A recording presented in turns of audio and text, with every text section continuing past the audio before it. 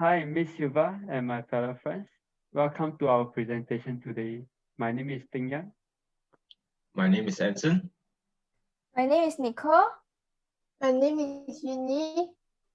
My name is Rachel. Let's talk about war rape today. Before I start, let me ask you guys a question first. What comes first into your mind when you hear about war rape? Comment on the chat box below and let us know. Alright, let's begin. What is war rape? War rape is known as a wartime sexual violence, which is rape or other form of sexual violence happen to female during armed conflict or war. The issue of war rape was the invasion was committed by force or coercion caused by the fear of violence, duress, detention, and abuse of power. Females don't have the choice to say no to this sexual violence. Very unfortunately, in that time, it has been downplayed as a common side effect to sending men to the war. Army also usually use it as a means of psychological warfare in order to humiliate their enemy. And I will pass the presentation to Nico. So, who does it affect? It affects the girl and young woman during World War II. So let me tell you a story about Kim Bok-dong. So this is Kim Bok-dong, one of the comfort women during World War II.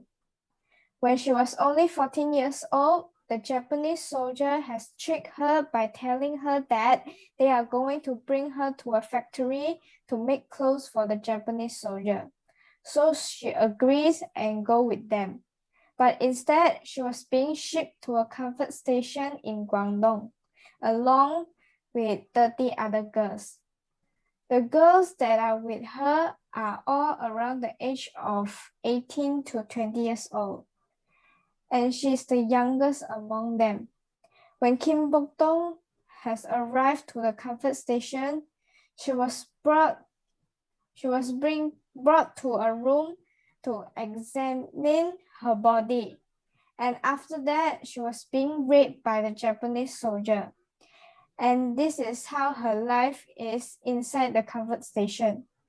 During the Saturdays, she will have to have sex with the Japanese soldier from noon till 6 p.m. During Sunday, she have to have sex with the Japanese soldier from 8 a.m. to 6 p.m. If she doesn't comply, she will be beaten up. She has served the Japanese soldier for many years, and she was finally back home after 8 years. Now I will pass it to Anson. All right. Thanks, Nicole. Now we'll be talking about the graph below. This graph here shows the number of women become comfort women during the war. During the war, Japan built several military bases around Asia, each of which could house up to 3 million men. They also captured over 1 million women to be comfort ladies. Women who were sent to military bases with a larger population of soldiers were forced to have sex with 150 people on average per woman.